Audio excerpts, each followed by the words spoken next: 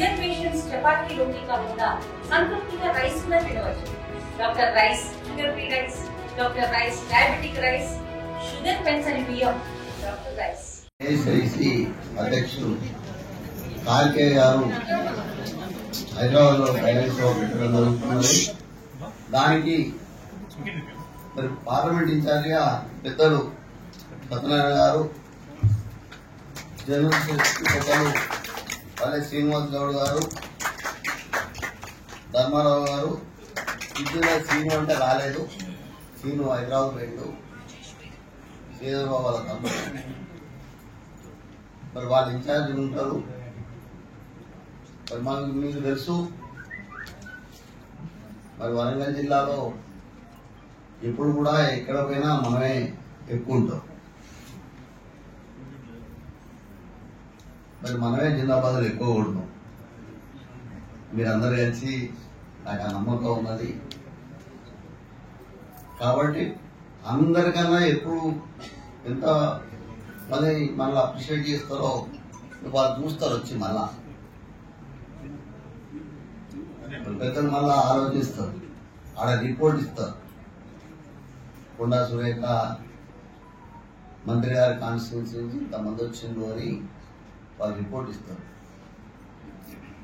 మరి దాన్ని దృష్టిలో పెట్టుకొని మరి వెహికల్ విషయంలో నేనే అరేంజ్ చేస్తా. ఈ భోజన కార్యక్రమం అంటే మా నవీన్ చూసుకుంటాడు మంచి చెడంతా. ఎందుకంటే నేను ఏమంటుంది కాబట్టి ఉన్నాయి కాబట్టి నవీన్ చూసుకుంటాడు. కాబట్టి అందరూ కూడా మరి ఈరోజు రేవంత్ అన్న, మరి మహేష్ అన్న, మరి వీళ్ళంతా ఒక బీసీ నాయకుడు మహేష్ అన్న బీసీ ప్రెసిడెంట్ అయినా మనం సంతోషపడాలి.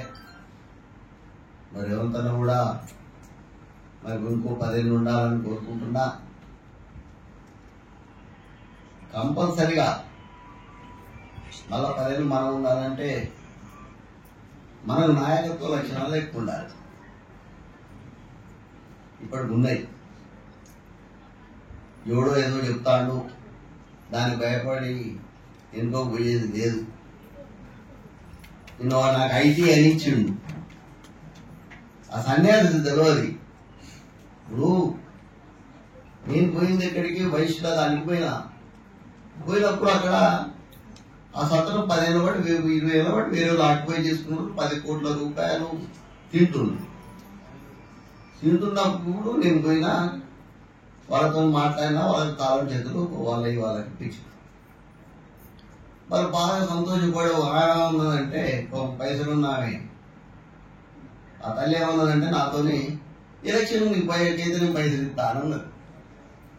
అంటే నేను వద్దు తల్లి, నేనే మొన్న 70 కోట్లు అమ్ముకున్నా అంటే దాన్ని ఎలక్షన్ కమిషన్కి ఇచ్చిండు వాడు. ఈడ ఎర్రబల్లులు ఉంటాయి, మన దగ్గర లేవు, ఇలా లేవు ఎర్రబల్లులు. ఆ కుటుంబం దరిద్రమైన కుటుంబం. ఆ కుటుంబంలో పుట్టిన ఆడోళ్ళు మూల కానీ మొదలు పెడితే అన్ని దరిద్రాలే. అన్నదమ్ములు ఇద్దరు దరిద్రం. మరి వాళ్ళ పరిస్థితి వాళ్ళేదో అన్నారని నేను భయపడా. నేను కంపల్సరీగా నేను అనుకుంటా ఎప్పుడు కూడా. ఇలా ఇంత విషయంలో కూడా నేను చెప్పిన పెద్ద లీడర్లకు కూడా కొంత ఇంపార్టెన్స్ ఉండాలి వాడాల అంటే వాళ్ళు చెప్పినవి కూడా నడవాలి అని మరి మనోళ్ళకు ఇప్పుడు చెప్పడం జరిగింది. కంపల్సరీగా పెద్ద అందరు లీడర్ లీస్ట్ తీసుకొని ఒక్కొక్క లీడర్కి 5 ఇండ్లు ఇప్పించే కార్యక్రమం ఉన్నారు కదా. మన అందరు కూడా సమానంగా ఇండ్లు ఇప్పించేస్తా. మనోళ్ళు పేదోళ్ళు ఎవరుంటే వాళ్ళకి ఇండ్లు ఇప్పించే కార్యక్రమం ఉంటుంది. మరి దాన్ని దృష్టిలో పెట్టుకుని మీరందరూ కూడా మొన్న కొండా సురేఖను ఎలాగైతే గెలిపించిందో మళ్ళీ రేపు స్థానిక సంస్థల ఎన్నికలలో కూడా వాళ్ళే వస్తారు ఇన్ఛార్జిగా. మళ్ళా వాళ్ళు సంతోషపడాలి ఈ పద్ధతిలో ఇక్కడ జరుగుతుంది. దయచేసి దాని దృష్టిలో పెట్టుకుని రేపు అన్ని పార్టీలను వాళ్ళని కలుపుకొని వాళ్ళు మన party, TRS party, BJP party అనుకోకుండా ఇండియాలని మరి వాళ్ళందరూ మీ అందరిని కోరుకుంటూ మంత్రివర్యులు అక్క సురేఖ గారు ఈరోజు మరి అవైలబుల్ లేకపోవడం మాకు బంధం పెట్టేళ్ళమ్మా లేకపోవడం వారికి మేము కాల్ చేసి సంప్రదిస్తే నేను కొంత బిజీలో ఉన్నాను, మీరు మురళి గారిని కలిసి సమావేశం ఏర్పాటు చేయండి అని ఇవాళ ఆదేశాలు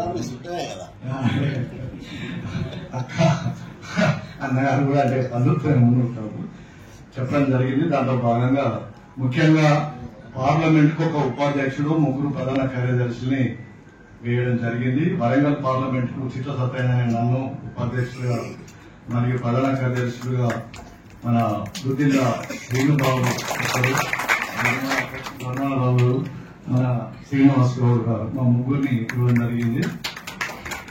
ఈ ఇన్ఛార్జ్ వ్యవస్థ ముఖ్య ఉద్దేశం ఏంటంటే కాంగ్రెస్ పార్టీని గ్రామ స్థాయి నుంచి బలోపేతం చేసి రేపు రానున్న సంస్థాగత ఎన్నికలలో, స్థానిక సంస్థలలో కాంగ్రెస్ పార్టీ సర్పంచ్ నుండి జెడ్పీటీసీ వరకు, ఎంపీటీసీ, జెడ్పీటీసీ, కార్పొరేటర్లు ఇవన్నింటినీ కూడా మనం ఎక్కువ స్థానాలు గెలుచుకున్నట్లయితే ప్రభుత్వ పరంగా వచ్చే సంక్షేమ కార్యక్రమాలు ఏవైతే అభివృద్ధి ఉంటుందో అది మన కార్యకర్తలకు కానీ, ప్రజలకు కానీ, పేద ప్రజలకు కానీ మన ద్వారా చెందుతుంది అని చెప్పి ముఖ్య ఉద్దేశము. అలా కాకుండా స్థానికంగా సర్పంచ్ గాని, ఎంపీటీసీలు గాని, జెడ్పీటీసీలు గాని, కార్పొరేటర్లు వేరే పార్టీ వాళ్ళు ఉంటే వడ్డించేది మనం అయినప్పటికీ కూడా వడ్డించేది వాళ్ళు అవుతారు, వడ్డీ పెట్టేది మనం అవుతాం. ఏడవరికి వస్తుంది, వారికి వస్తుంది. తెలంగాణ రాష్ట్ర మంత్రివర్యులు సోదరి కొండా సురేఖ గారికి, ఈనాటి పార్లమెంట్ ఇన్ఛార్జ్ అన్న చిట్ల సత్యనారాయణ గారు, నా సహా జనరల్ సెక్రటరీ అన్న శ్రీనివాస్ అన్న, మరొక జనరల్ సెక్రటరీ దుద్దిల్ల శ్రీనివాస్ గారు, వేదిక మీద ఉన్న కార్పొరేటర్లు, పార్టీ ముఖ్య డివిజన్ ప్రెసిడెంట్లు, బ్లాక్ ప్రెసిడెంట్లు అందరికీ పేరు పేరు నా నమస్కారం. ఎదురున్న మా కాంగ్రెస్ కుటుంబ సభ్యులందరికీ కూడా నమస్కారం. ఈనాటి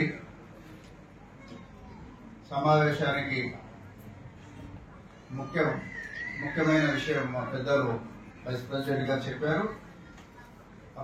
అఖిల భారత కాంగ్రెస్ ప్రెసిడెంట్ మల్లికార్జున ఖర్గే గారు రేపు 4వ తారీఖు మహేష్ కుమార్ అన్న పిసిసి ప్రెసిడెంట్ గారి ఆధ్వర్యంలో, వారి సారథ్యంలో లాల్ బహదూర్ శాస్త్రి ఎల్బీ స్టేడియంలో 3 గంటలకి వారి యొక్క సభ ఉంది.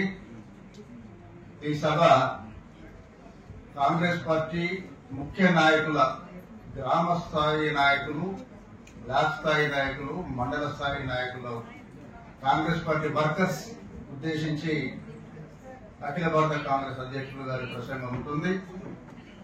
రాబో సంస్థాగత ఎన్నికల్లో ఒక్కొక్క కాంగ్రెస్ సైనికుడు ఎలాంటి సమస్యలను ఎట్లా చేయాలి, ఫేస్ ఎట్లా చేయాలి, కాంగ్రెస్ గవర్నమెంట్ ని ముందుకు ఎట్లా తీసుకుపోవాలి,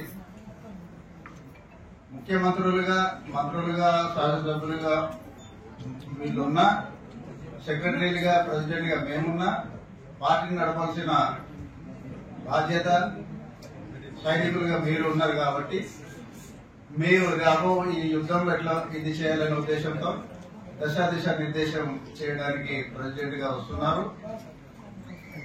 ఏం చెప్పినా చెప్పకపోయినా ఈ నియోజకవర్గంలో చెప్తే చాలు తరలించే మురళంటున్నారు, సురేఖ గారు ఉన్నారు. కానీ ఒక పార్టీ ప్రణాళిక ప్రకారం, కాంగ్రెస్ పార్టీ యొక్క నియమావళి ప్రకారం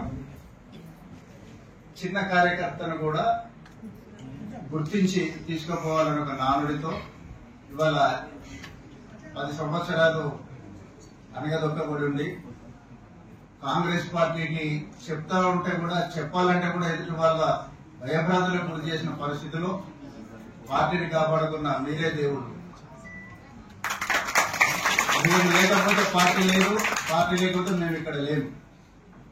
కాబట్టి మేము ఎక్కడున్నా, ఏదున్నా పైనుండి కింది స్థాయి వరకు రాహుల్ గాంధీ గారి ఆలోచన, ఖర్గే గారి ఆలోచన, మహేష్ కుమార్ అన్న గారి ఆలోచన, రేవంత్ రెడ్డి ముఖ్యమంత్రి గారి ఆలోచన, తోటి మంత్రులందరూ కూడా ఎమ్మెల్యే గారి ఆలోచన కూడా కింద కార్యకర్తను సమాయత్తం చేయాలి, పోరాట పటిమ నేర్పాలి. అంటే ప్రతి వాళ్ళొక చిన్న ఉదాహరణ,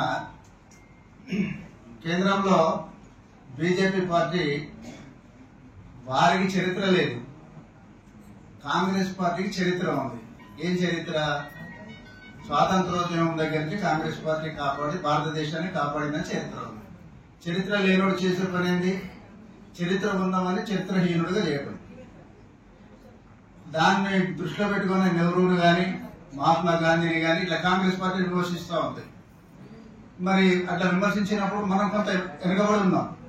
చరిత్ర ఉన్న వాళ్ళు ఏ రకంగా మాట్లాడాలి, ఎట్లా మాట్లాడాలి, గ్రామ స్థాయిలో పాన్ షాప్లో కానీ గల్లీలో కానీ మనం ఎట్లా ఎదుర్కోవాలి, ఎట్లా డిమోరల్గా ఉన్న మనల్ని వాళ్ళని మనం ఎట్లా ఇచ్చేయాలనే ఉద్దేశంతో.